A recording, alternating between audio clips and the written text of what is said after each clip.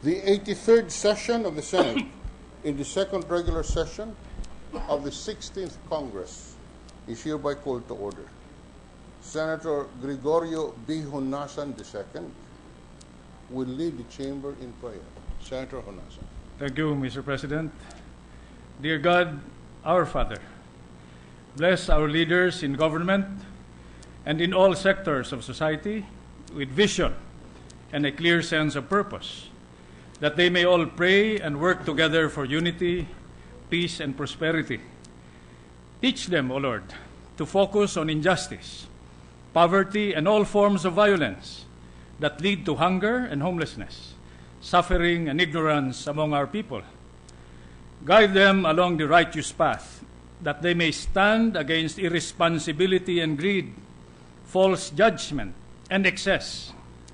Inspire them to safeguard life and liberty with passion and faithfulness for the sake of our most precious legacy, our children, the next generation of citizens and leaders, the youth of our nation, and above all, your children.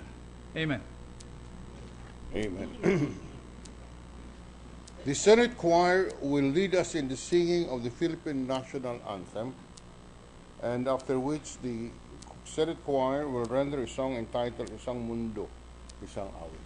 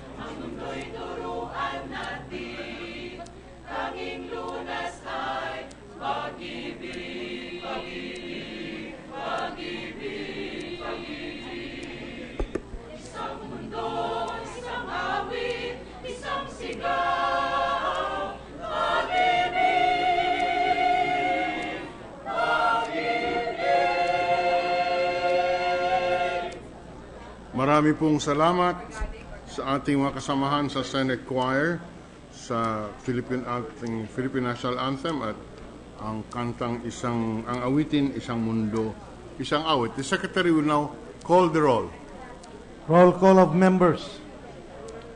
The Honorable Senators Angara, Aquino, Binay, Cayetano Alan Peter Compañero S, Cayetano P.I.S., Defensor Santiago, Ejercito, Enrile, Escudero, Estrada, Gingona, Honasan, Lapid, Legarda, Marcos, Osmeña, Pimentel, Po, Recto, Revilla, Soto, Trillanes, Villar. Senate President Trilon. 14 senators are present. The chair declares the presence of a quorum. May the chair request our visitors to please maintain some order and be silent, as the chair can hardly hear what is happening on the Senate floor. May I request the Sergeant at Arms to maintain order in the gallery, please. The Majority Leader is recognized. Thank you, Mr. President. With the consent of the Senate, I move that we dispense with the reading of the Journal of the 82nd Session, June 3, 2015, and consider the same as approved. Before the chair acts on the motion, before the chair acts on the motion, the chair recognizes the Minority Leader. Thank you, Mr. President. I will be. I can wait until after you have approved it, Mr. President, so that I do not disrupt the business. Is there any objection? There being none, the reading of the journal is dispensed with, and the same is hereby approved. Before the chair recognizes the Minority Leader, may I request our colleagues to remain in the hall, because there are a number of third reading approvals that we have to do in the session. So may I request our colleagues to stay in the floor and in the session hall, I mean. Yes, the Minority Leader is recognized. Yes. Thank you, Mr. President. This is an offshoot of the journal. May I know if there is already a reaction or action from the Committee on Rules concerning my parliamentary inquiry during the last session, Mr. President? There is still none, as the Majority Leader, who is the Chairman of the Committee on Rules, Senator Alan Peter Cayetano, is presently in the United States and will be back only on June 13. So with the indulgence of the Minority Leader, can we request that it be taken up when the Majority Leader is here? Thank you, Mr. President. Thank you. Yes, the acting Majority Leader, Senator Sani Angara, is recognized. Thank you, Mr. President. With the consent of the Senate, I move that we consider on third reading House Bill number 4292 under Committee Report number 67. This is the bill on the Misamis Occidental Sports Academy, Mr. President. The consideration of the measure on third reading is in order. With the consent of the body, may we request the Secretary to read only the title of the bill without prejudice to inserting into the Senate Journal and record the whole text thereof. The Secretary will do so. House Bill number 4292, an act establishing the Misamis Occidental Sports Academy in the capital city of Oroquieta, province of Misamis Occidental, and appropriating funds therefore and for other purposes. Mr. President, copies of the measure were, as approved on second reading, were distributed to the members of the Senate last June 3, 2015, complying with the 3-day rule under the Constitution. We are thus ready to approve the measure on third reading. I ask for a roll call vote. Secretary will conduct the roll call vote. Senators Angara, Aquino, Binay, Cayetano Alan Peter Compañero S, Cayetano P.I.S., Defensor Santiago, Ejercito, Enrile, Escudero, Estrada, Gingona, Honasan, Lapid, Legarda, Marcos, Usmeña, Pimentel, Po, Rector, Revilla, Soto, Trillanes, Villar. Senate President Trilon. 14 affirmative votes, no negative votes, no abstention. House Bill 4292 is hereby approved on third reading. Mr. President, with the consent of the Senate, I move that we consider on third reading House Bill 4605 under Committee Report number 121. This is the bill on the Alfonso Sports Academy and Training Center, Mr. President. In order. With the consent of the body, may I request the Secretary to read only the title of the bill without prejudice to inserting into the Senate Journal and record the whole text thereof. Secretary will do so. House Bill number 4605, an act establishing the Alfonso Sports Academy and Training Center in the municipality of Alfonso, 7th Congressional District, province of Cavite, and appropriating funds therefore. Mr. President, copies of the measure as approved on second reading were distributed to the members of the Senate last June 3, complying with the 3-day rule of the Constitution. We are thus ready to approve the measure on third reading. I move for a roll call vote. Secretary will conduct the roll call vote. Honorable Senators Angara, Aquino, Binay, Cayetano Alan Peter, Compañero S, Cayetano Pia S, Defensor Santiago, Ejercito Enriles, Escudero Estrada, Gingona, Unasan Lapid, Legarda Marcos, Usmeña, Pimentel, Poe, Rector, Revilla, Soto, Trillanes, Villar. Senate President Trilon. 14 affirmative votes, no negative votes, no abstention. House Bill 4605 is approved on third reading.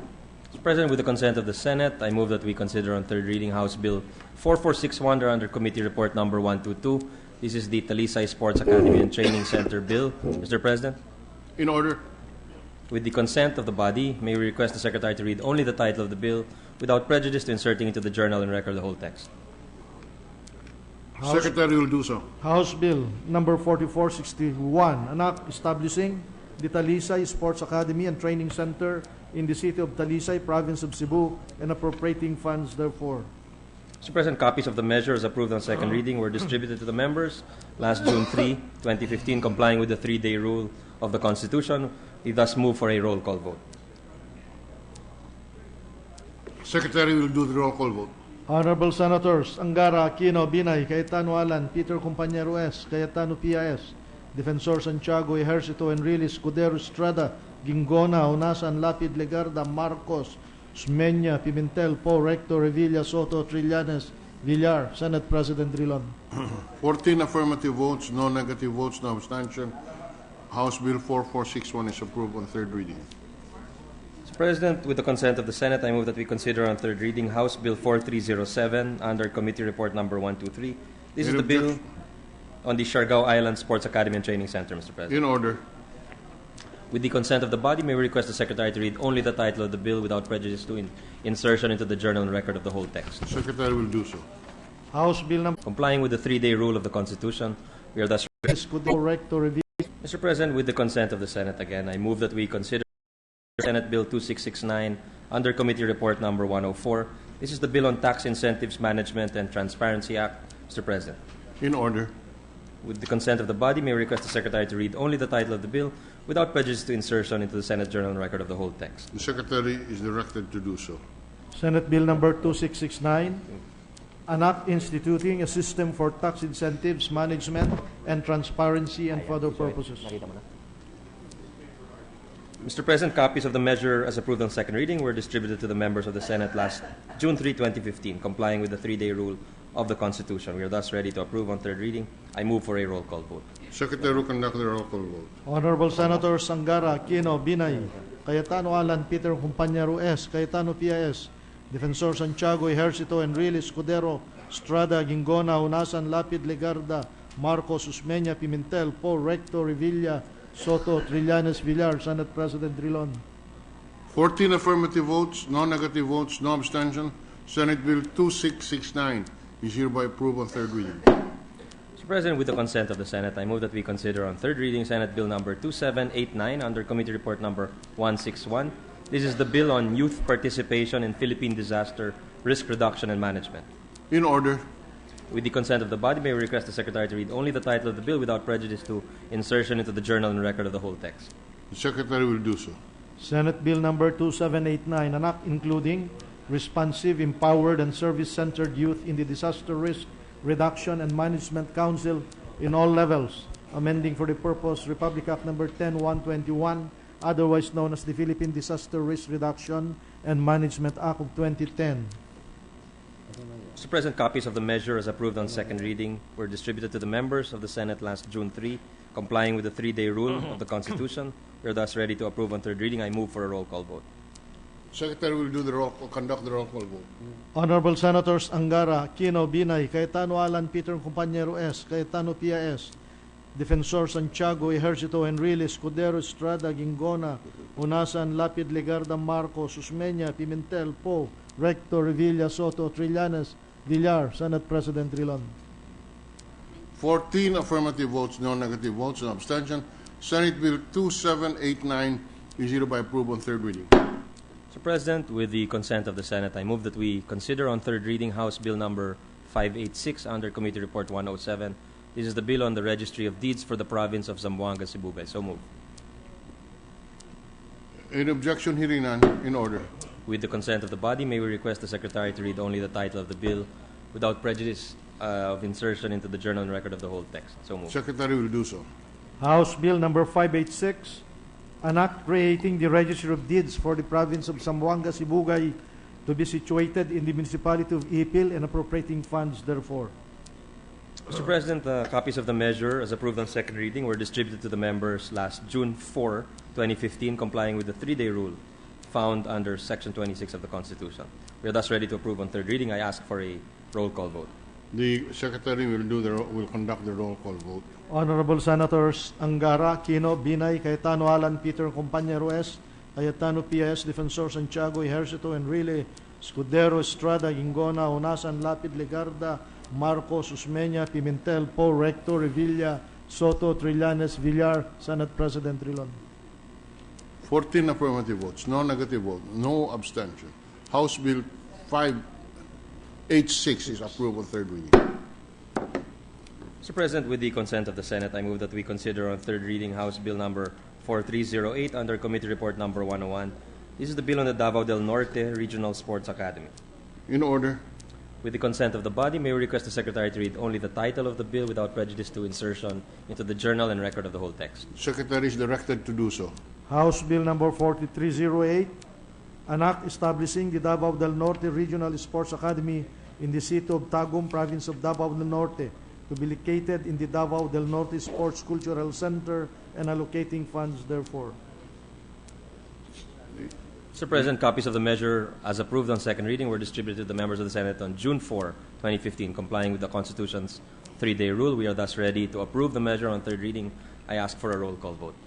Secretary will conduct the roll call vote. The Honorable Senators Angara, Aquino, Binay, Cayetano, Alan, Peter, Compañero S, Cayetano, P.S., Defensor Santiago, Ejercito, Enrile, Escudero, Estrada, Gingona, Honasan, Lapid, Legarda, Marcos, Usmeña, Pimentel, Poe, Recto, Revilla, Soto, Trillanes, Villar, Senate President Rilon. 14 affirmative votes, no negative vote, no abstention. House Bill 4308 is hereby approved on third reading. The Majority Leader. Mr. President, before we move for the reference of business, we'd like to acknowledge certain guests in the gallery. Mr. Reynaldo Dingal, Attorney Rizabel Madangeg, Attorney Jomir Buenaobra, Frederick William Crespillo. They are from the NCIP, National Commission for Indigenous Persons. We also have Fintaylan Genevieve Cornelio, Fintaylan Leonora Mokudef. They are from the Timuay Justice and Governance from UPI, North Cotabato. We also have Datu Roldan Babelon, Attorney Jennifer Corpus, Mark Mandar they are also from Menuvu, North Cotabato. I move for their recognition, Mr. President. Our visitors are recognized and their presence is made of record at this afternoon session.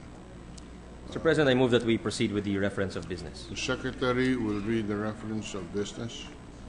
Messages from the House of Representatives, letter from the House informing the Senate that on 2 June 2015, it passed the following House bills in which it requests the concurrence of the Senate. 1462, an act creating a barangay to be known as Barangay Poblacion 2 in the municipality of Villanueva, province of Misamis Oriental. 5478, an act creating a barangay to be known as Barangay Santa Cruz in the municipality of Tampakan, province of South Cotabato. 5692, an act creating a barangay to be known as Barangay Liwon in the municipality of Asipulo, province of Ifugao. 5693, an act dividing the one barangay municipality of Dumalneg in the province of Ilocos Norte into 3 separate and independent barangays to be known as Barangay Calao, Barangay Cabaritan, and Barangay Kibiel.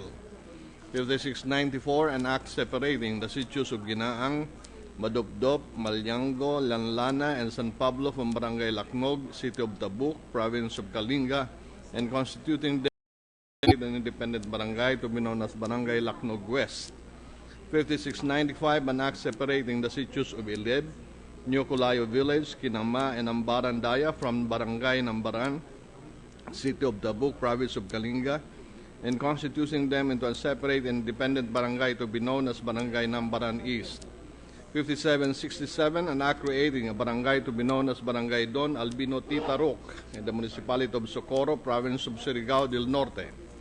5768, an act providing for the reapportionment of the province of Aklan into 2 legislative districts. 5769, an act creating a barangay to be known as Barangay Pudo in the municipality of Natunin Mountain Province. And House Bill 5770, an act creating a barangay to be known as Barangay San Isidro in the municipality of Titay, province of Zamboanga, Cebu. Referred to the Committees on Local Government, Electoral Reforms, and People's Participation.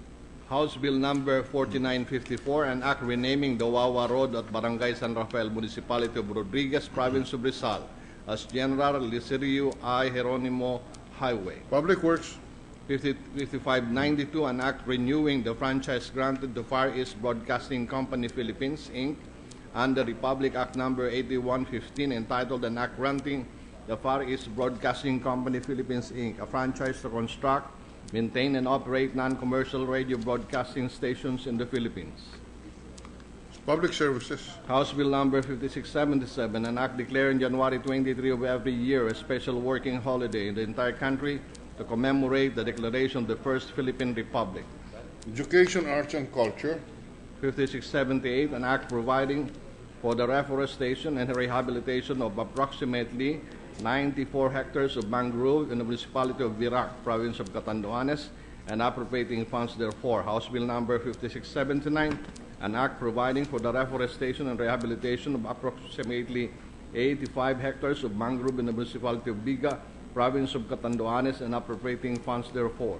House Bill number 5680, an act providing for a reforestation and rehabilitation of approximately 362 hectares of mangrove in the municipality of San Andres, province of Catanduanes, and appropriating funds therefore. 5681, an act providing for the reforestation and rehabilitation of approximately 913 hectares of mangrove in the municipality of Panganiban, province of Catanduanes, and appropriating funds therefore. 5682, an act providing for a reforestation and rehabilitation of approximately 233 hectares of mangrove in the municipality of Pandan, province of Catanduanes, and appropriating funds therefore. 5683, an act providing for the reforestation and rehabilitation of approximately 200 hectares of mangrove in the municipality of Bato, province of Catanduanes, and appropriating funds therefore. 5684, an act providing for the reforestation and rehabilitation of approximately 22 hectares of mangrove in the municipality of Baras, province of Catanduanes, and appropriating funds therefore. And House Bill number 5685, an act providing for the reforestation and rehabilitation of approximately 274 hectares of mangrove in the municipality of Bagamanok, province of Catanduanes, and appropriating funds therefore. Environment and Natural Resources, Finance. House Bill number 5760, an act prohibiting hazing and regulating other forms of initiation rights of fraternities, sororities, and other organizations, and providing penalties for violation thereof. Repealing for the purpose Republic Act number 8049. Public Order, Dangerous Drugs, Justice, and Human Rights.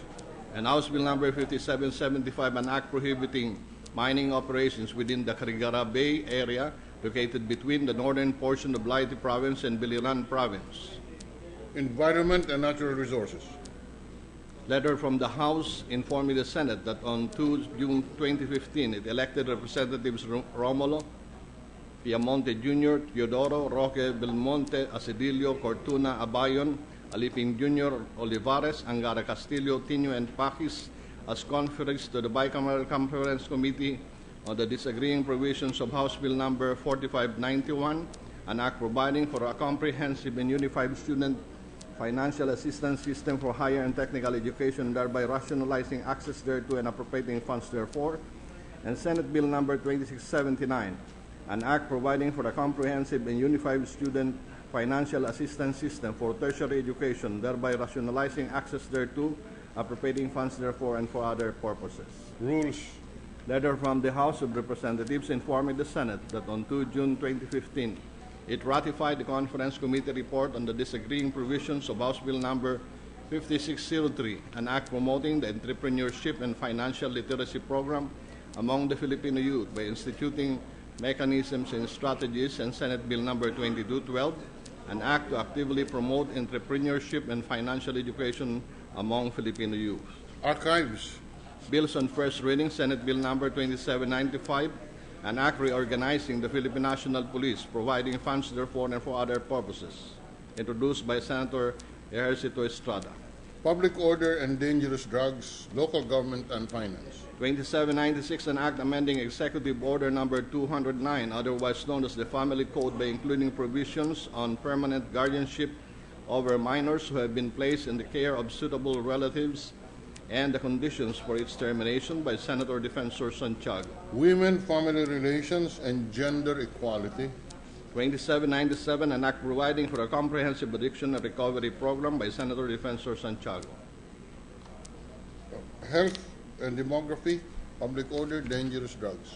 2798, an act directing the Department of Health to conduct pilot studies to determine the environmental factors which may cause acquired bone marrow failure diseases, by Senator Defensor Santiago. Health and Demography, Finance. 2799, an act amending number 4120, otherwise known as an act creating a National Research Council of the Philippine Islands for the promotion of research work among scientific lines, by Senator Defensor Santiago. Science and Technology. 2800, an act further amending Section 391 of Presidential Decree 2612, otherwise known as the Insurance Code, as amended by Republic Act number 10607, by Senator Defensor Santiago. Banks, Financial Institutions and Currencies, Justice and Human Rights. 2801, an act expanding the definition of survivors of AFP military personnel entitled to retirement and separation of benefits, and amending for the purpose Presidential Decree number 1638, by Senator Defensor Santiago. National Defense and Security. 2802, an act improving the ANA facilities in the country, by Senator Defensor Santiago.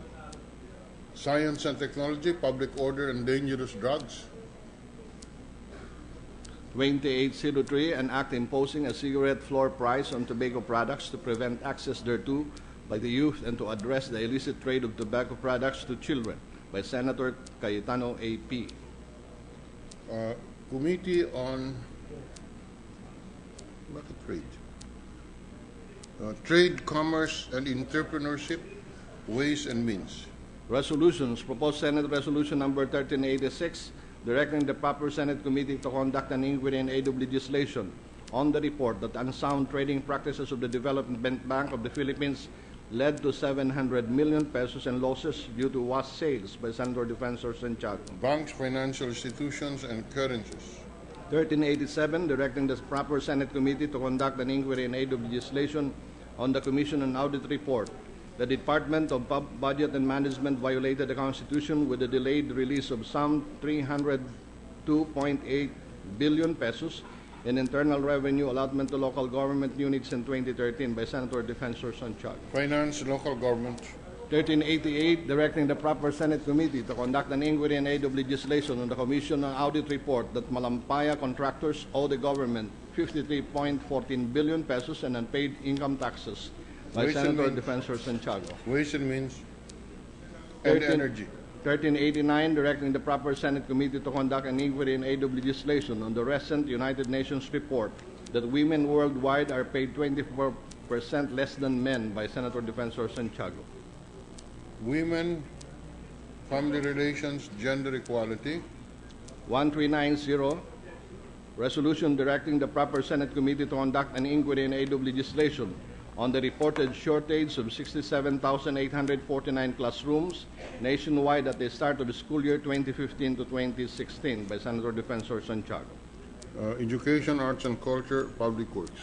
Letter from the Bangko Sentral ng Pilipinos reporting to the Senate is compliance with Section 9 of RA 10641, an act allowing the full entry of foreign banks in the Philippines, amending for the Purpose Republic Act number 7721.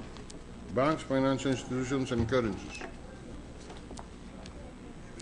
Additional reference to Business Committee Report number 172, submitted jointly by the Committee on Environment and Natural Resources, Tourism and Finance, on Senate Bill number 525, introduced by Senator Ligarda, an act declaring the province of Palawan as the ecological tourism capital of the Philippines and other purposes, recommending its approval with amendments, sponsor Senator Ligarda. Coroner for ordinary. Introduced by Senator Ligarda, tourism zone and for other purposes, recommending its approval with amendments sponsored Senator Ligarda. Coroner for ordinary business. Committee Report Number 174 submitted jointly by the Committees on Environment and Natural Resources, Tourism and Finance on House Bill Number 3492, introduced by Representative Deloso Montalia, entitled An Act Declaring Mount Pinatubo and Zambales as an ecotourism zone and appropriating funds therefore, recommending its approval with amendments sponsored Senator Ligarda. Coroner for ordinary business. The Majority Leader. Mr. President, with the consent of the Senate, I move that we recognize Senator Lauren Legarda to speak on a matter of public interest. Senator Ligarda is recognized on a matter of public interest.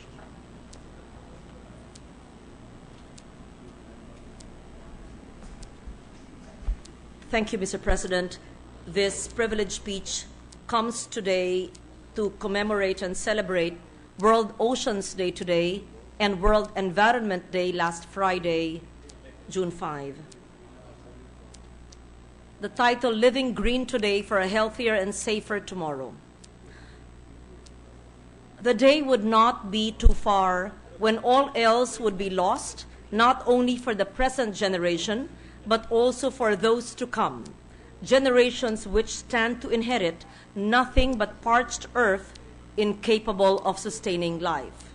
Mr. President, I've just quoted the Philippine Supreme Court in its landmark decision 22 years ago that upheld the concept of intergenerational responsibility, which I'm sure our bar top-notcher Senator Coco Pimentel knows too well. The responsibility of every generation to ensure that succeeding generations will continue to enjoy a balanced and healthful ecology.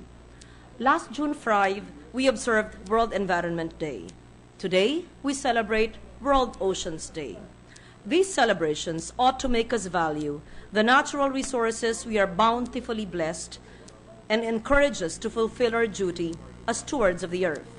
Lamentably, there are many threats to our environment and biodiversity, many of which are human-induced. We are responsible in keeping our planet healthy, clean, and safe for future generations. But if we assess the status of our environment today, do our children and our would-be grandchildren and the generations to come deserve the earth we will leave behind for all of them? According to the World Health Organization, air pollution is the world's biggest environmental problem. About 8 million people worldwide die each year because of poor air quality. India and China have the most number of polluted cities included in the top 20 most polluted in the world. Delhi in India is number 1 on the list. Particulate matter pollution in the city for 2012 is at 261 micrograms per cubic meter. The standard should be 60 micrograms per cubic meter, and this is a quote. The poor quality of air in these two countries has resulted in the decrease of life expectancy of Indians by 3.2 years and of Chinese by 3 years. In India, for every 100,000 people, 155 die of chronic respiratory disease. Now, where does the Philippines lie? Here in our country, we have yet to reach the standard of air quality. However, our authorities claim it is gradually improving. Not from what I see, not from what we see, and look at the smog that envelopes the National Capital Region. In the monitoring of the DNR's Environmental Management Bureau in NCR between January and April of this year, the total suspended particulates or TSP in the air is at 130 micrograms per cubic meter.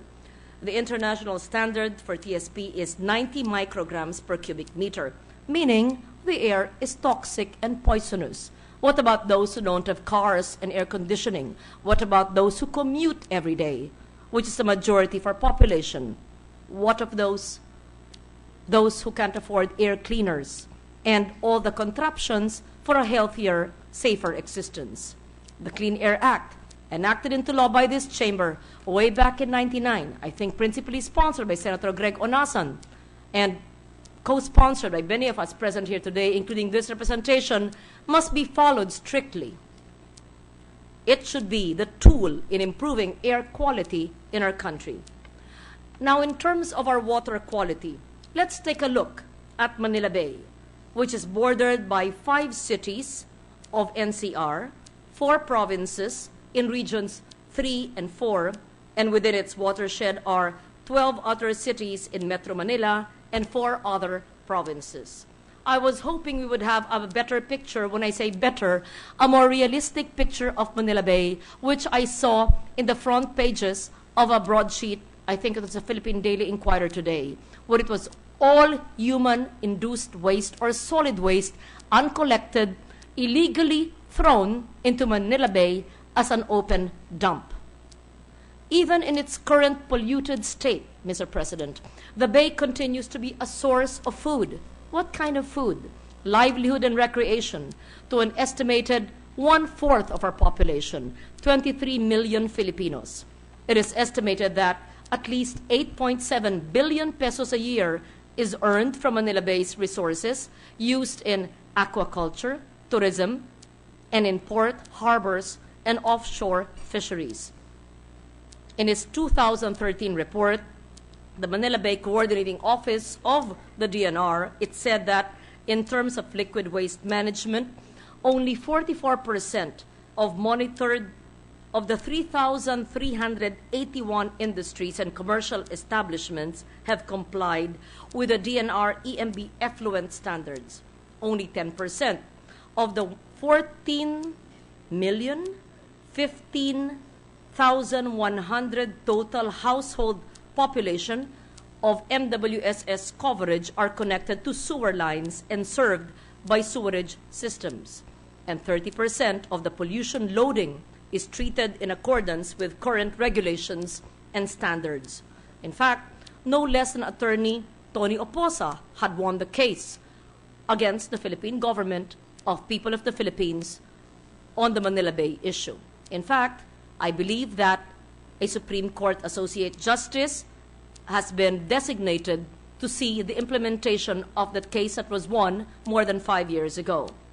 In terms of solid waste management, out of 178 LGUs within the Manila Bay region, only 51% are compliant with segregation at source, 50% for segregated collection, only 44% with functional MRF or material recovery facilities, and 30% with the allowed disposal facilities or sanitary landfills.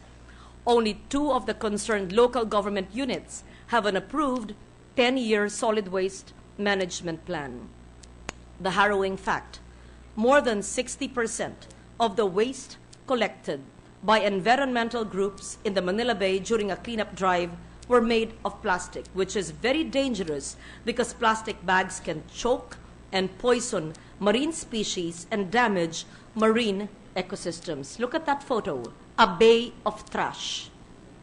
According to the study, plastic waste inputs from land into the ocean, published in the journal Science, of the 275 million tons of plastic waste generated in 192 coastal countries worldwide in 2010, plastic debris entering the ocean was somewhere between 4.8 and 12.7 million metric tons. The Philippines is a third top contributor with around 0.28 to 0.75 million metric tons of plastic marine waste annually, next only to China and Indonesia. This goes to show that we must strictly enforce, it's about time, after almost 15 years, the Ecological Solid Waste Management Act. Otherwise, all efforts to rehabilitate Manila Bay and all other marine ecosystems would be futile. Unless we learn how to manage our waste, starting with proper garbage segregation and disposal, we will never be able to clean our waters in our communities. Meanwhile, in terms of protecting and preserving our rich biodiversity, we need greater immediate action against unregulated development.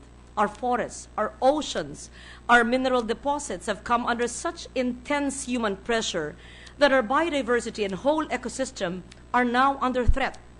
A significant step towards the preservation and protection of our country's biodiversity is the establishment of a system of protected areas, ranging from huge natural parks, landscapes, and seascapes. And this is exactly what we aim with the passage, hopefully, of the expanded National Integrated Protected Areas System Act, which was passed in 1992, long before I became senator. And this NEPAS declared more than 113 protected areas. But to date, Mr. President, Congress has only enacted 13 national landmarks of the 113 protected areas. Even with the passage of measures such as the expanded NEPAS, the collaborative effort between and among government agencies, civil society, citizenry are most important towards protecting our heritage and our natural resources. Take the Ifugao rice terraces, dubbed as the eighth wonder of the world, a UNESCO World Heritage Site. It has been removed from the UNESCO's list of heritage in danger 2 years ago because it was inscribed, it was deleted. Now it is returned. But today, again, unmanaged, mismanaged development continues to threaten this cultural treasure. Multi-story structures and shanties made of cemented walls and the roofs, tin roofs, are already replacing the resilient traditional Ifugao houses, losing the cultural and aesthetic value of the villages surrounding the terraces. Reports say that pests, including worms and snails, are causing major damage to the structures of the terraces, causing some to collapse, calling on the DA to do something about it. Tubataha, as we all know, is another UNESCO site that was damaged when the U.S. Navy ship USS Guardian ran aground 2 years ago. I believe the U.S. government has paid the Philippine government the full amount of 2,000 square meters of damage to the reef, and it promised to provide assistance to the Coast Guard.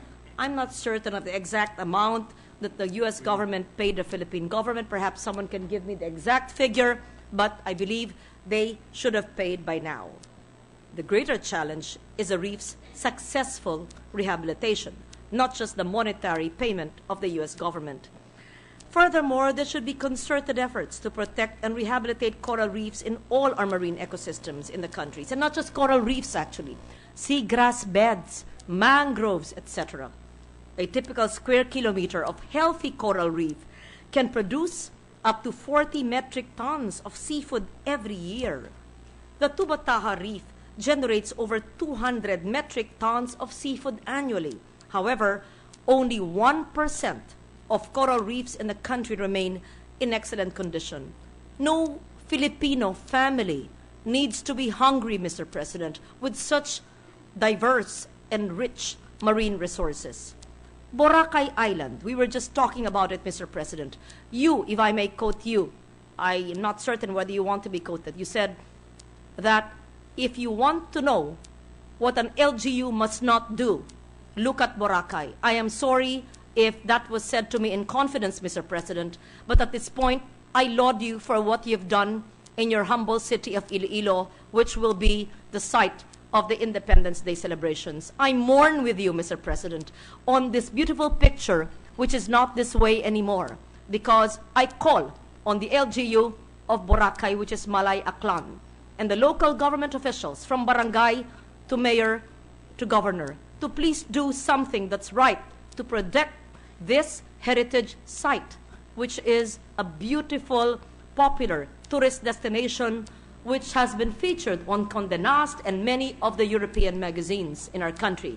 Again, it is suffering from coral cover loss, apart from sewage and many more which I can't even recall, including over-construction. According to a study funded by the JICA, tourism-related activities such as unmonitored snorkeling even and diving were seen as the culprit behind the 70% coral cover loss in the island over a 23-year period from 1988 to 2011. I have the facts here. Tubataha Reef's damage payment was 87 million and 33,570 pesos. 88 million. How many coral reefs can that actually do? also a great threat to biodiversity, as well as to climate change mitigation efforts, is the alarming increase in the number of coal-fired power plants in the country. Amid our call for sustainable development and deep cuts in greenhouse gas emissions, it is alarming and unfortunate that we will continue to witness coal plants being constructed in the next several years, because in the past 5 years alone, 21, if my figures are accurate, coal-fired power plant projects were granted an environmental compliance certificate by the EMB DENR. Some are operational, some are under construction. This is not the kind of environment that our children and our children's children deserve. Even before they are born, they have already been robbed of their right to a healthy, safe, and secure living environment. We must all work towards building a sustainable and resilient community, one that respects biodiversity and corrects the misconception that natural resources are infinite. Our extractive and consumptive practices must change. Greed must cease. Let us all become true stewards of the environment that has been entrusted to humankind. Senator Sonny Angara just mentioned to me before I delivered that speech that, yes, it is indeed stewardship that is called upon in this intergenerational responsibility, and I agree. Intergenerational responsibility, I hope that will become a buzzword for you politicians running in 2016 and beyond. Intergenerational responsibility and stewardship, because our natural resources are not infinite. Intergenerational responsibility needs to move from being an idea, which I am putting on the floor now, to a plan of concrete and urgent action. If we start today, there is no promise that we will be lucky enough to see the undoing of the damage on our environment within our lifetime. But at least we leave our world with a gift of hope for a better, kinder future. Thank you, Mr. President. A few questions from the chair, if the good... Yes, Mr. President, my honor and my pleasure. Just a point of inquiry. Who is responsible and who has the power to manage Boracay, particularly the areas, the tourism areas, the beach, or the coral reefs, etc.? Mr. President, to my mind, it is not a single entity. It is not simply the barangays situated there. It is not simply Malay Aklan, the LGU. As well, it should be the national agencies, because we have laws that must be followed, the DNR, EMB, the Forest Management Bureau. So it's both the local governments and zoning as well. It should be zoned by the HLURB. So it is not a single entity that should manage it. And it's not an overnight mistake or an overnight accident that Boracay became overpopulated and overly built. It has been there for decades, and we allowed it to happen, Mr. President. For example, the recent news about a businessman who was given a permit by the DNR in the former administration to build a hotel right on the side of the hill, and has violated even that permit by putting up structures on natural stones on the beach. That's really something that... There's something wrong there, Mr. President. If I may answer your question, we know very well that when a structure is built, it needs an LGU permit from barangay, from the city, or municipality. In this case, Malay is a municipality. And so, in that case, we should hold responsible whoever issued the permit at the time of the LGU. I am not familiar who was in charge. But permits also on natural stones or natural protected areas should not be given to any businessman or local or whoever investor if these are areas where structures should not be built. And therefore, whoever was in charge of the EMB at the time should also be charged. And all of these structures, Mr. President, must be demolished immediately. Just like you demolished the illegal structures in your river. Yeah, the structure is obviously illegal. At the very least, it exceeded the permit, if you are to believe the DNR in the previous administration, which granted the permit. But really, I have seen it with my own eyes. I don't know what you're referring to. I would like to see it, or maybe show me a photo, or tell me in private who the businessman is and what resort. It was exposed in media, particularly by Ted Filon for several weeks and months. It was being exposed how this particular structure has violated all environmental laws.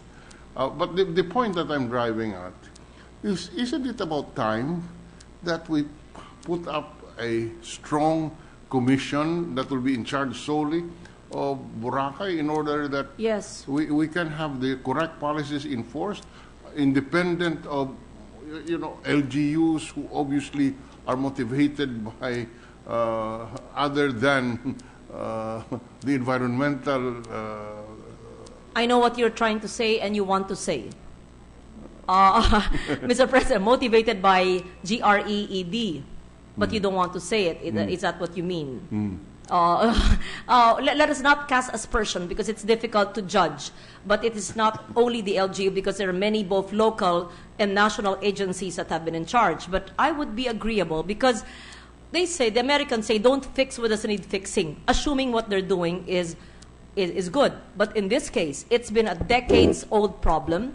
And since it seems like both national and the local governments have seem at a loss what to do with Boracay, perhaps the creation of a commission that would oversee its overdevelopment, or let me just restate it, that would prevent its overdevelopment, and to seek and to see the mandate of the full compliance with environmental laws. But perhaps it would need legislation. I'm not certain whether that could be created by executive order or it would need congressional action. It must be created by legislation because the powers of the LGUs and the national agencies are defined by law, and you cannot create an executive order unless... if you would want to file that measure, perhaps we could...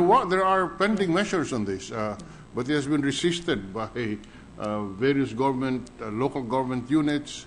It is extremely unfortunate that this thing has been allowed to fester for the last several decades. I don't think we should oppose that now, Mr. President, because if I may quote a JICA report study, it says that Boracay is indeed endangered if the status quo prevails. In fact, in the JICA project, Coastal Ecosystem Conservation and Adaptive Management, it says a coral cover declined by 70.5% from 1988 to 2011. So we've almost lost paradise, Mr. President. There are structures right on the beach. They should be demolished. It's easier totally said than done, illegal. I know. Yes. Yes. But they are given permits to operate right in the beach. But anyway, I think we can take that up in an appropriate committee hearing to create this commission so that we can really correct this degradation of the environment. Yes, Mr. President, thank you for that, for bringing to my attention the pending bills on Boracay. I'm not certain if it's in Environment Committee, but I certainly would look into that. Yes, there are pending bills, and the Secretariat is directed to refer this, to give copies to Centro de Garda and look at the referrals, whether or not it has been referred to Centro de Garda's committee. But indeed, the chair is interested in pushing these measures because it's about time that we act on this strongly. Yes. Thank you. Yes, Mr. President, I will look into it and I will verify if it is in the Environment Committee. Thank you, Mr. President. Before we refer the speech of the Chair of the Committee on Environment and Climate Change, if I may, if she would like me to volunteer to monitor the snorkelers in Boracay, I will willingly volunteer. Seriously, Mr. President, I would like to associate myself with the remarks made by the good chair of the Environment and Climate Change Committee and the Senate President regarding the importance of valuing the environment, celebrating Oceans Day. The significance should not be lost on us as an archipelagic country, and I come from a province which has 311 kilometers of coastline and is highly vulnerable to climate change. So I would like to associate myself with the positive measures recommended by the lady, Senator, Mr. President, and I do commend her for preaching the gospel of sustainable growth. In the meantime, I think I see our colleague, the Chairman of the Committee on Justice, Senator Pimentel. I think he wishes to make some remarks. If we may recognize him, Mr. President. Before that, Senator Pimentel is recognized with the permission of Senator Ligarda. yes, I just wanted to thank the Majority Leader for his statements. I know that he is an environmentalist at heart because he comes from another paradise, a beautiful province, which is still preserved, I think, at least to my mind, from what I know, and I hope that you would not allow it to go the way of Boracay. Thank you, Mr. President. I'm not finished. I will continue my remarks after Oh. Senator Pimentel. Yeah. Thank you. Senator Pimentel. Thank you, Mr. President. Thank you, Majority Leader, for giving way. And first of all, I'd like to congratulate the Chairman of the Committee on the Environment for reminding us once again of the importance of the environment and climate change. And this is the reason why I, as Chairman of the Committee on Justice, I particularly requested Senator Legarda to be the Vice Chair of the said committee, not because she is a lawyer, but because she's an advocate of environmental justice. So that is the twist, that is the out of the box thinking that we are bringing to the Committee on Justice. But the speech covered a lot of ideas and issues. So I would like to ask the good senator, Mr. President, what is because I noticed that the speech covered Manila Bay, the use of plastics, protected areas, showed some smokestacks, and then all the way to Boracay. What is the main message of the speech that we should remember?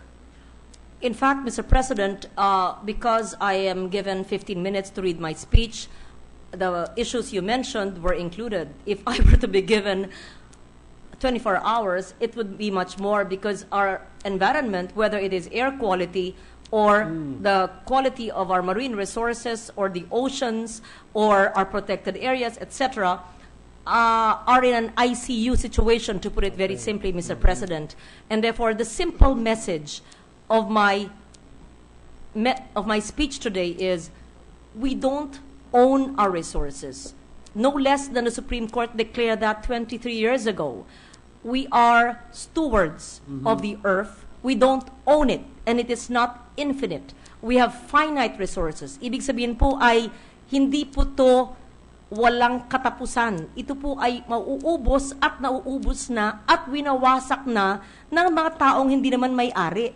Kung isipin po nyo, bakit winawasak ng mga tao nating lahat ang ating hangin at tubig at ang bunga ng ating kalikasan na hindi po atin, at ipapamana natin sa ating mga anak at sa mga anak ng ating anak?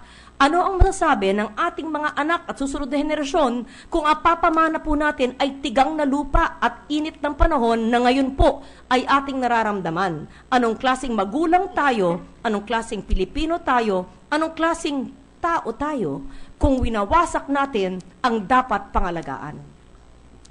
Thank you very much for that explanation, because I now remember that even as a young boy, I've heard of this word stewardship, because I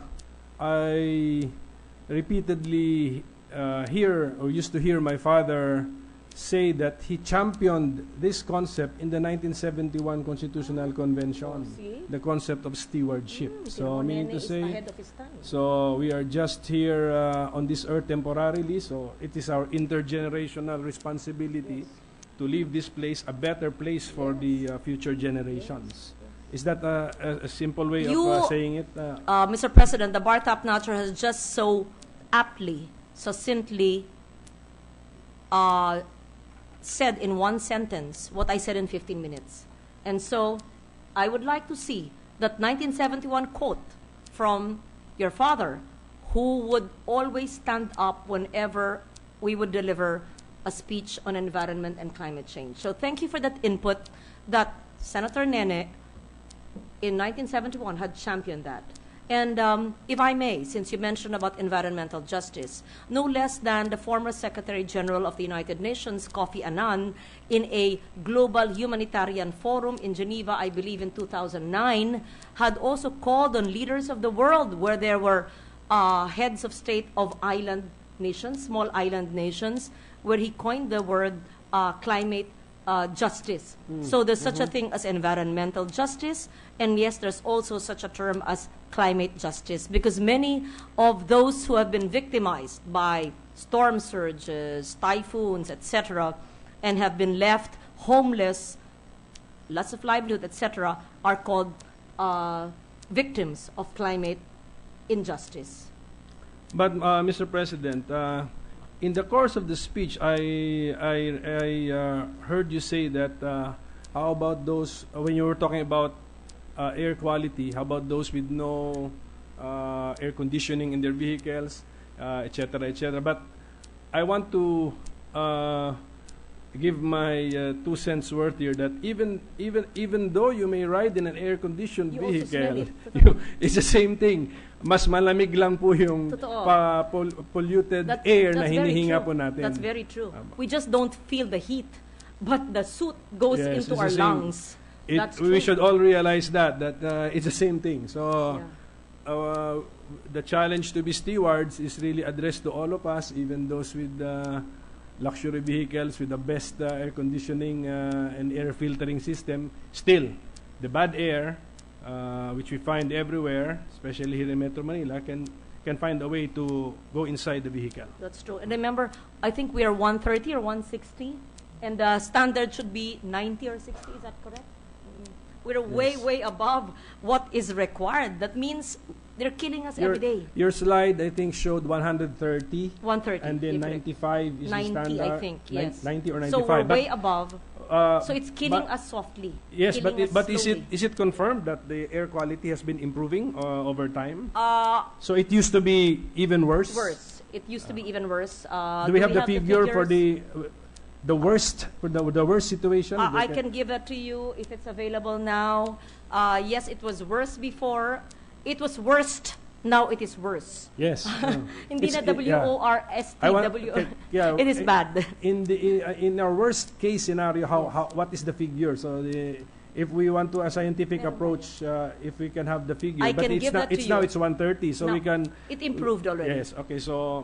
So that means that whatever we have been doing to bring it down, we should continue and then even maybe supplement it with some new things so that it will go down even further to the ideal level of That's 90 true. to 95. Actually, it's a traffic situation, Mr. President, that's really causing much of it is because pag nakatigil po ang kotse, buga ng buga ang mga tambutso. Hindi ba ho? Ngayon, ito ang nakaka-pollute dahil there are two sources of pollution. The mobile sources, which is our vehicles, whether public or private. And second, our industry, factories, etc. Now, with so many mobile sources, more cars and jeeps and trucks, etc., and if you speed through the highway, there's less pollution. If you are stuck in traffic for several hours and you don't turn off your vehicle, then that causes more air pollution. And so, what have we been doing to improve it?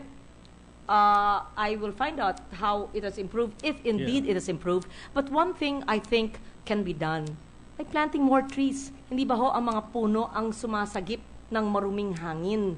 So, instead of too many billboards, why not more trees? So in an asphalt jungle like Metro Manila, if there are no sufficient spaces for planting of trees, can we advocate for backyard gardening? Is that Backyard gardening, you're correct. Vertical gardens. And I don't believe that there is no space for trees because if we want to do it, we will find a way. At the same time, I believe in the advocacy of Attorney Oposa, which is sharing the road campaign, where there will be mandatory bike lanes, which is done in the city of Iloilo. Perhaps the Senate President can tell us more, where he increased the road from 4 lanes to 10 lanes. I don't know how is that possible. engineering-wise, and planted or will plant full grown trees. So perhaps that could be a model in EDSA and on major thoroughfares in Metro Manila. Perhaps you could invite Chairman Tolentino to Iloilo so that they could see what can be done. I'm not sure that is possible, however, in EDSA, because you would have to expropriate some properties or use the sidewalks. The Senate President can perhaps, I have not seen his city, but he told me about it. So I do not believe that we cannot plant full-grown trees. Of course we can. Of course it can be augmented by your good suggestion of backyard gardens, of vertical gardens. It can also be improved by the Share a Road movement, which is catching fire. In fact, I think this month there's one day dedicated to that Share a Road with bikers between Mall of Asia and Ortigas in the month of June, if I'm not mistaken. June 28th. For the information of the good spot of Senator Legarda, the road there was originally designed for 10 lanes, 60 meters wide, except that 6 meters or 6 lanes were occupied by informal settlers. So when we widened the road, we removed the informal settlers and relocated them in resettlement sites. We removed all the restaurants which were squatting on the road. So we were able to recover public land. We widened the road without buying a single piece of property. That's a great idea, Mr. President. Why don't we look at the original plan of EDSA, just in case it was meant for a wider space, and if there's any land that should be used for public space. But I mean, we really deliberately recovered what was public land, and we really built a 10-lane road with 1 lane being devoted and you also exclusively for bicycles. So it was originally 10 and it became 4. No, it was 10 but never built as 10 lanes. And only 4. So Yes. 6. Were occupied by informal settlers. Wow. And your river too. Apart from yes, that's another one. River was also populated by Informal settlers. informal settlers. So it's possible. That's a good point you raised. Perhaps in the budget hearings of the DPWH, with our Justice Committee Chair assisting, we could request them to bring the original plan That's of correct. EDSA Yes. and see which is titled public land, to see if the space now being used by public vehicles is a public land, or is it possible that Yes. That's it correct, could have been Senator bigger. Legarda. If Yes. you reclaim or you trace from the original cadastral survey what is the public property, you will see a lot of all kinds of obstructions. Unfortunately, including trees. that's the problem. That's the problem. Are there no trees in EDSA anymore? Sorry? There are no more trees No, in but EDSA. you're not talking about EDSA alone. You're talking Oh. about many In many roads other areas, yes. in the provinces, even in the cities here in Manila, not EDSA, even in the roads in Manila, you will find that the original cadastral survey would indicate a wider road, except that either it is squatted or improperly the trees were planted on these public roads. And now that you need a wider road, you have a problem about these trees.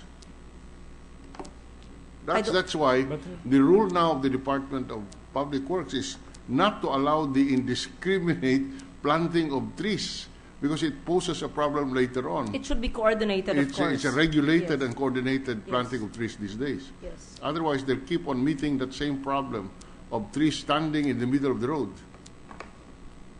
Noted. But Mr. President, I think technology has advanced in such a way that there should be a way to transfer even grown trees. Yeah. Yes, Save their lives and then transfer them. That's correct, Senator Pimentel, but full-grown trees can require so much resources. I understand that in the in the Bonifacio Global City, certain old trees were moved at the cost of $500,000 pesos per tree. Oh my God.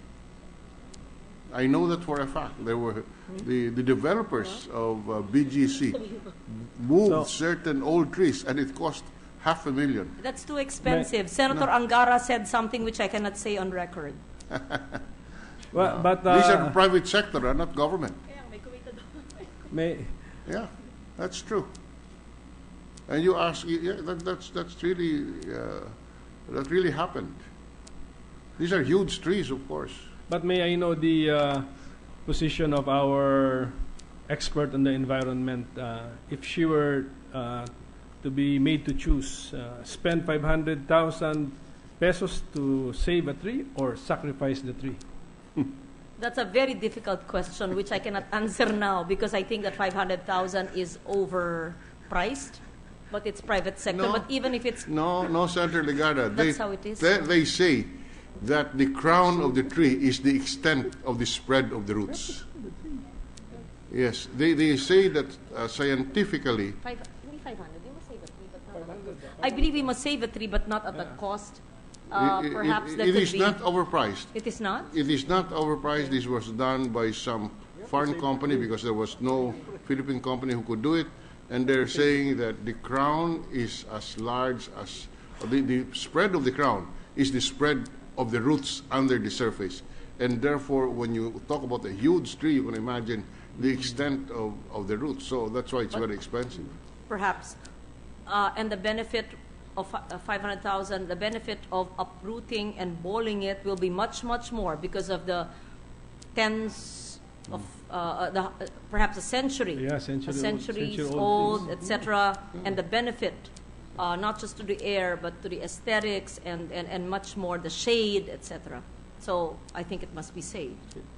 Thank you for that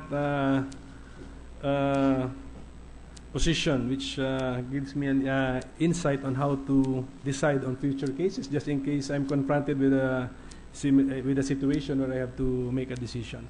But Mr. President, the speech also mentioned the throwing of plastic in Manila Bay, and there was even a picture. There are ordinances in certain LGUs banning the use of plastic, and their purpose is to lessen Plastic bags. plastic bags. The plastic bags. The purpose is to lessen plastic bags as trash in their LGU. Yes.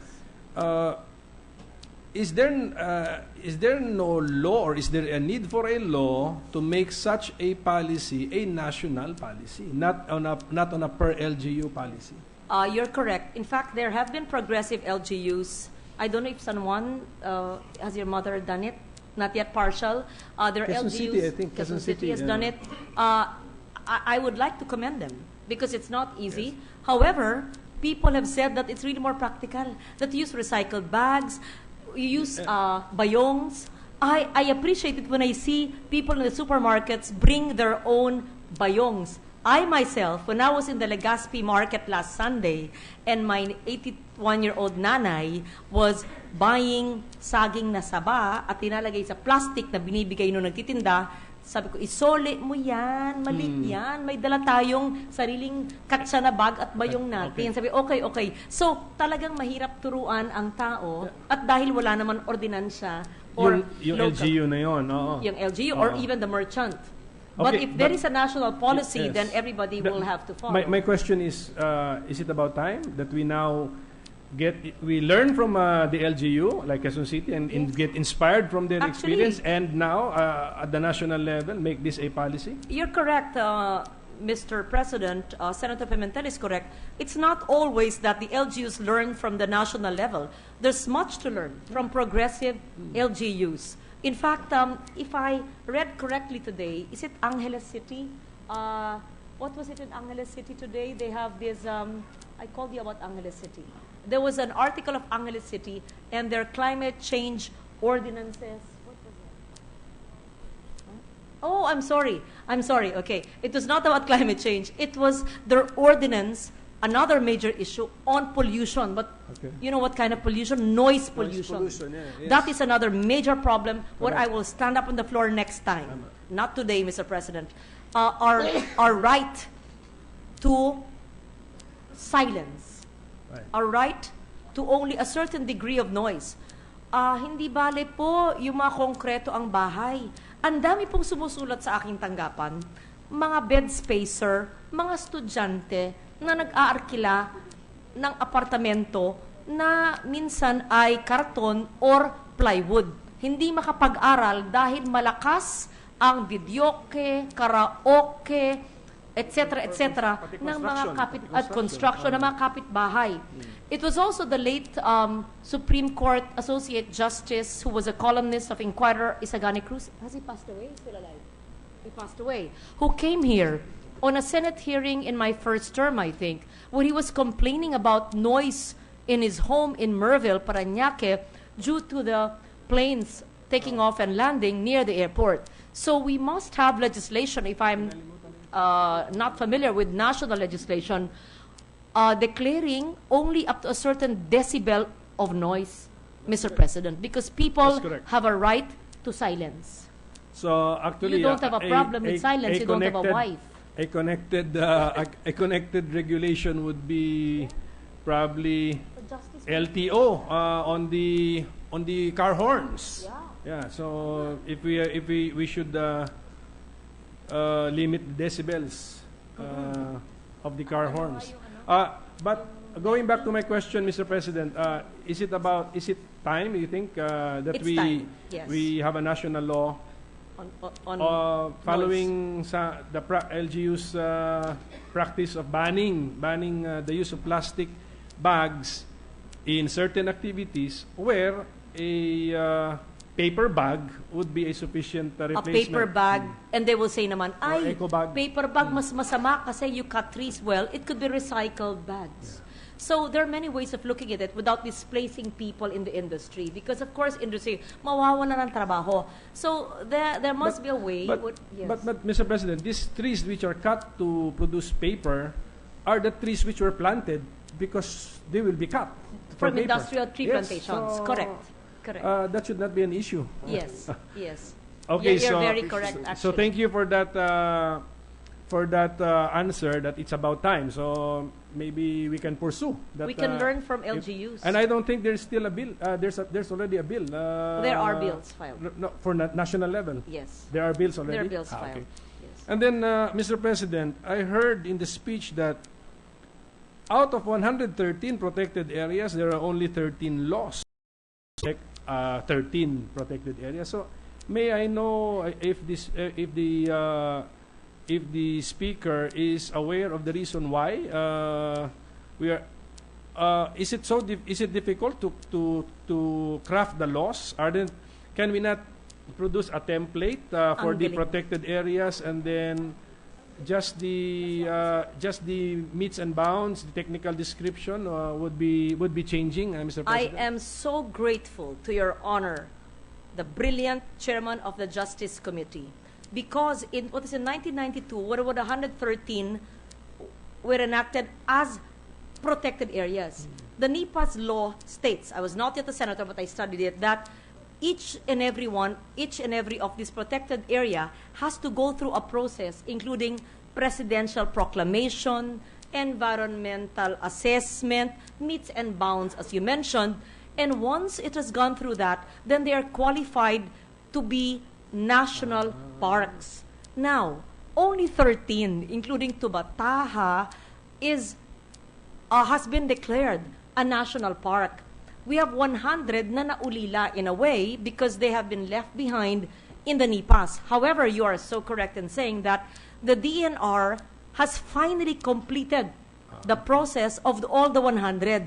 And I sponsored it a few weeks or months ago, would be the expanded NEPAs Act amending so that the 100 that have not been enacted as national parks can now be national parks, so we can fund its protection and conservation, and there can be stronger power of authority, prosecutorial power, etc., of the PAMBI, the Protected Areas Management Bureau, and the local governments, because the process has only been completed recently. Should it be, Mr. Speaker, one law per protected area, or is the plan the expanded NEPAs, and it will now cover the 100? So no need for a separate law for each protected area? Yes, Mr. President. Imagine, 1992 to 2015, 13 protected areas of 113. 23 years have passed for 13. It would need 2 lifetimes, not 2 terms, 2 lifetimes for me to be able to enact the 100 more. However, there is a process that has been done, that is allowed, where the 100, if there is a NIPAS law of 1992, there can be an expanded NIPAS of 2015 where all these NIPAS, protected areas, have gone through the process and can be declared as national parks. So you're so sharp in asking that, because if we indeed do it mano-mano, individually, we will have nothing to protect, Mr. President. In fact, we will no longer be standing here. It would take us, it took Congress 1 year and how many months per protected area, almost 2 years, in enacting 13 in 23 years. And one last point, Mr. President. The speech also mentions coal plants. Okay, but the problem with the coal plants is that there are articles which try to convince us that there is such a thing as clean coal.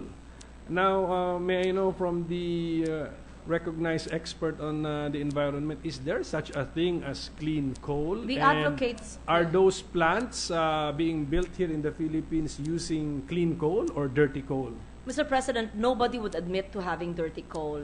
And the proponents, of course, would say that there is such a thing as clean coal. I still need to be convinced that coal is good. However, as a practical-minded person, I also realize the need, based on what the Department of Energy said, that there would be a power crisis if this coal plant would not be built. I personally am against coal. However, there should be a balance or an energy mix of traditional sources of energy and the use of renewables, whether wind, hydro, even geothermal, and solar, etc. And so there should be a mix, but I think that the bias should be for what is renewable instead of what could kill. Clean coal, I want to be convinced, Mr. President. I want to learn more. I want to be convinced. I have not been faced with such a presentation yet. However, what is alarming is there have been more than 20 that were approved in a span of 2 or 3 years. When, if I'm not mistaken, in the past administration, only 6 were given ECCs. I just saw the list that more than 20 were given in 2 to 3 years. So maybe the reason is not that coal is clean, but coal is cheaper or relatively cheaper. So I think we should now look at the other side of the coin. What makes the alternative sources of energy expensive? Mr. President. Or artificially, or are they artificially, or kept artificially expensive? Mr. President, when we say cheap, if we are short-sighted, but if we look at the health adverse effects and we look at what happens to our polluted air quality, then which shortens life expectancy. Shortens life expectancy, and people have the right to life, the right to clean air, etc. So there must be a healthy mix or a balance, but we should not be. We don't want to be another India or another Beijing, where because of so much coal plants in Beijing, it's really the air quality is just very, very extremely bad. So I hope we understand the position of a lot of Mindanaonons that they do not want to privatize the hydropower plants in Mindanao because we generate electric power through Agus? Yeah, through waterfalls or the river. So, because if we privatize this and or retire these plants, then we go to coal. I'm not too familiar with the issue of the privatization of your hydro plants. I would be grateful, Your Honor, if you could brief me on that. I am not too familiar if you're referring to the Agus. Yes, the Agus complex. The Agus complex, yes. I would like to learn more about that and make an enlightened judgment based on that. And then the speech also makes an example of Boracay. No, I was able to visit Boracay maybe 3 months ago, and with whom? Because I was speaker in a judges convention. So, and I'm also worried about the situation in Boracay. It's so compact, it's so dense. It's so But I dense. was also, but I was able to talk to the mayor, and the mayor says that he can only do so much because of rules, because of resort to courts, and I could feel his frustration. And he even at the end he said that if only I had emergency powers, he could do a lot more. So perhaps the commission suggested would be a good idea. If Yes, the LGU is that's the point. That maybe there are really a lot of overlapping regulations or rules. Maybe the LGU officials' hands are really tied because of all of these regulations. So we have to, the special situation of Boracay must be addressed by a special mechanism in a commission to oversee Boracay. I think even the status of land ownership in Boracay is still questionable or in question, if I am not mistaken. You're correct. There are many resorts and private homes that don't have titles, yes, and are titling it even if it is not alienable and disposable. So I saw the efforts of the mayor. I heard his dreams and plans for the island, but except that, there are so many accomplished facts already on the ground in Boracay that you cannot just demolish a building, or because you cannot partially demolish a building. So these are all the problems. So maybe we should help him. Yes, we should. You're correct. I don't even know the mayor, but if he's a new mayor, it was a problem he inherited from decades of neglect. So I'd like to thank the Speaker, Mr. President, for her patience in answering my questions, and I want to be associated with this speech because I believe that we are all stewards. We have intergenerational responsibility to future generations of Filipinos, and at the same time, our environment is in an ICU situation. I also believe that, Mr. President. So thank you very much, Madam Speaker. I thank you, Mr. President, for those very wise interventions and suggestions. And just like your father, who was always supportive and interested in these subject matters, I hope that we could jointly do that in the Justice Committee as well, perhaps to push for environmental justice and climate justice for the children of the next generation. Thank you, Mr. President. Mr. President, there are no other members who wish to interpolate, but before we refer the speech, I'd like to also associate myself with the remarks of the Chair of the Committee on Environment and commend her for taking up what has been her advocacy for many years. And if you look at the surveys, Mr. President, the environment is not high on the priorities of the yung masa, Filipino masa. Although Western leaders have said it is the issue of our generation, many of our countrymen do not seem to think so. But I commend her nonetheless for taking up these issues. So if we may refer, if I move to refer the speech and the interpellations on Senator Lagarde's speech to the Committee on the Environment and the Committee on Climate Change, Mr. President. So move. So referred. Mr. President, if we may now take up the sponsorship of Senate Bill number 1719, I would like to move that we transfer Senate Bill number 1719. This is the Comprehensive Report of Elections under Committee Report number 142 from the calendar for ordinary business to the calendar for special orders. Any objection? Hearing none, so transferred. Mr. President, with the consent of the Senate, I move that we consider Senate Bill 1719. Any objection? Hearing none, consideration is in order. With the permission of the body, I move that the Secretary read only the title of the measure. Secretary will read the title of the measure. Senate Bill number 1719, an act providing for the minimum contents of a comprehensive report of elections to the President and to Congress by the Commission on Elections. Mr. President, I move that we recognize Senator Coco Pimentel to sponsor the measure. Senator Pimentel is recognized to sponsor the measure. Mr. President, my esteemed colleagues, good afternoon. This is a quote I agree with, which is attributed to U.S. President Barack Obama. A democracy requires accountability, and accountability requires transparency. I stand before you today to sponsor and humbly seek your support for the passage of Senate Bill number 1719, an act providing for the minimum contents of a comprehensive report of elections to the President and to Congress by the Commission on Elections. Per Committee Report number 142, taking into consideration Senate Bill number 1675. Mr. President, in our Constitution's preamble, we implore the aid of Almighty God in order to establish a government that shall embody our ideals and aspirations. To attain this, we need genuine representatives in the government, leaders that we have elected in true, honest, orderly, and free elections.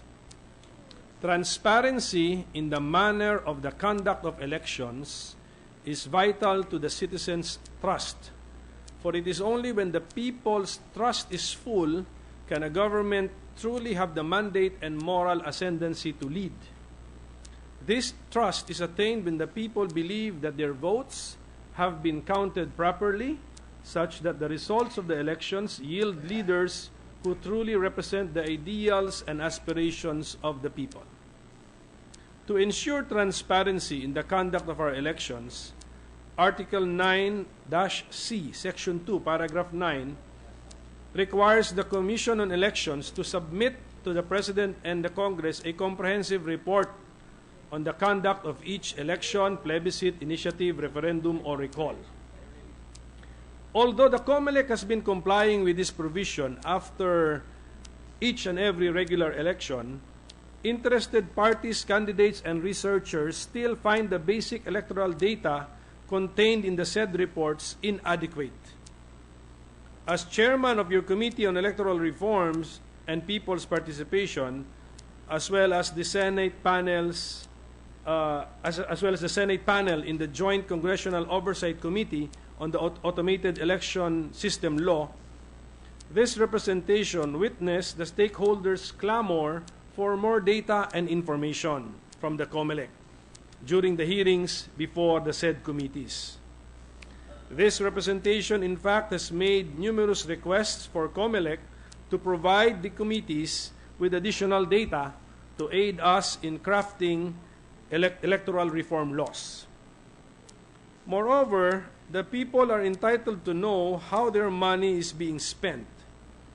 In 2013, for example, the DBM, Department of Budget Management, augmented the COMELEC's budget to provide 4.14 billion pesos to prepare for the 2013 elections. So per COMELEC's report, the total actual obligations incurred by the COMELEC for the conduct of the May 13, 2013 national and local elections is 11,239,272,136 pesos and 44 centavos. Per the 2015 Annual General Appropriations Act, the approved budget for the preparatory work for the 2016 national and local elections is 12,642,880,000 pesos. Mr. President, the proposed bill, Senate Bill number 1719, taking into consideration Senate Bill number 1675, seeks to address the problem at hand and also to inform the voting public how their money was spent by providing for the minimum contents of the comprehensive report to be submitted by the COMELEC. So at present, the contents of the report of the COMELEC, which is entitled Report to the President and Congress of the Republic of the Philippines on the conduct of the 2013 automated national and local elections, are the following. It has six parts. Number 1, historical legal background of the 2013 national and local elections. Number 2, the information on voter registration. Number 3, pre-election activities. Number 4, election day report. Number 5, election results. Number 6, the cost of the elections. The proposed bill upgrades the contents of the required COMELEC report by requiring the COMELEC to submit the following. Number 1, a narrative assessment on the conduct of the election which covers the following data. A complete and concise explanation on the context of the elections conducted and the election calendar. The amendments to and salient features of the election code and other laws governing the conduct of the electoral exercise. The cost of administering the particular political exercise and other information which the COMELEC deems important. The second part in the proposed bill would be basic electoral data which cover various information on voters, the number of registered voters per city, per municipality, number of voters who actually voted, number of registered voters for overseas absentee voting, number of voters for local absentee voting and those who actually voted, etc. On precincts, the number of precincts that functioned by city/municipality, number of precincts newly created for the election under consideration, total number of precincts for the election, number of precincts which failed to function, and then specifying the reasons why the precincts failed to function.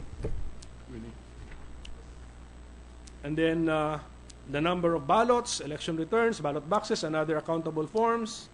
Also data on candidates, list of all candidates, the number of votes each candidate garnered by type of position. So for president and vice president, the results must be by province and city in all regions except the NCR, National Capital Region, where it is by city and municipality. So for senators, the same. For members of the House, results by district. For governors, vice governors, members of Sangguniang Panlalawigan, the results by province, etc. And of course, also a report on the amount and source of campaign funds of the candidates, if already available to the COMELEC, because the statement of campaign contributions, the statements have been submitted. So also information on election protests, violence, and other election violations and offenses. And since we are having automated elections with automated transmissions, a report on transmissions, the number of precincts that transmitted the results without an issue, the number of precincts that transmitted results with issue, and the reasons for the failure of transmission. And then official election results, the results of the random manual audit, and we have some National Statistics Office findings and other data which the COMELEC deems important. So to cope with the modern times and also for practicality, and since your Committee on Electoral Reforms and People's Participation understands that the statistical data required under the bill are in fact voluminous, the bill allows the COMELEC to submit such statistical data in digital form, stored in a compact disk or other suitable digital storage device, which shall be attached to and submitted together with and shall form part of the comprehensive COMELEC report. So as mentioned earlier, to truly win and retain the citizens' trust, it is crucial that we can provide and ensure transparency in the conduct of our elections. To take transparency one step further, the bill requires accessibility by the people of the comprehensive COMELEC report by requiring a copy of the said report to be lodged with the University of the Philippines Law Center. The report shall likewise be posted on the official website of the COMELEC. In addition, the bill requires COMELEC to also post in its website the official results of the election, plebiscite, initiative, referendum, or recall until the official results of the immediately succeeding election, plebiscite, initiative, referendum, or recall are released. So, to repeat, when there is transparency, there will be accountability. This bill is a step towards that direction. I therefore humbly ask for this bill's speedy approval. Thank you very much, Mr. President and my dear colleagues. Majority Leader. Mr. President, I move that we suspend consideration of House Bill,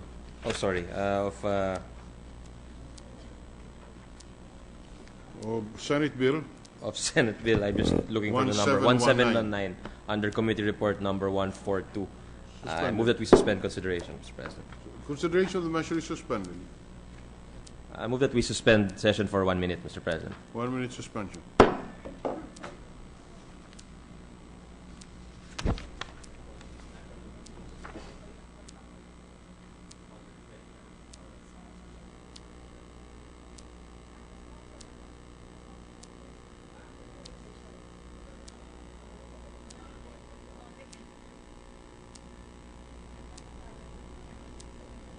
Walang magtatanong dun sa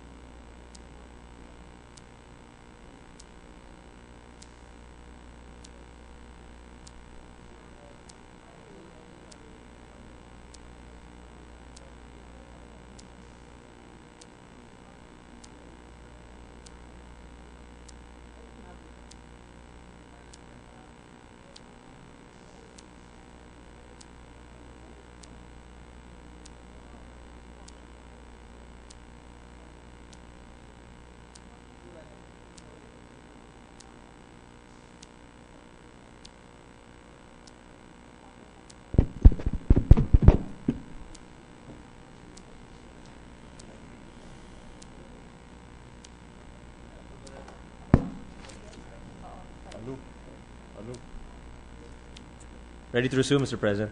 Session is resumed. Mr. President, with the consent of the Senate, I move that we resume consideration of House Bill 4420 under Committee Report number 141. This is the National Indigenous Peoples Day Bill. Any objection? Hearing none, in order.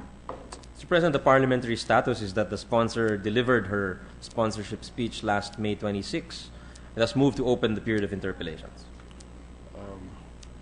The chair has just one question, if the sponsor will permit. When we say special working holiday, it is just a description, and it has no effect of premium payments to our workers, to our employees who will be working. The workers will be paid a regular salary. Yes, Mr. President. That's all. Yes. Thank you very much. Thank you. Mr. President, there are no members who have registered to interpellate. I thus move that we close the period of interpellation. Period for interpellation is terminated. I move that we open the period for amendments. There are no committee amendments, Mr. President. I move that we close the period for... So closed. I move that we open the period for individual amendments. Individual Mr. President. amendments is in order. No members have signified the intent to propose amendments, Mr. President. So I move that we close the period of Period is terminated. amendments. For amendments terminated. Mr. President, I move that we approve on second reading House Bill number 4420 under Committee Report number 141. Any objection? Hearing none. House Bill number 4420 under Committee Report number 141 is approved on second reading. There being no other business to take up, Mr. President, I move that we adjourn session until 3 o'clock in the afternoon of Tuesday, June 9, 2015. Session is adjourned until 3 p.m. of June 9, 2015.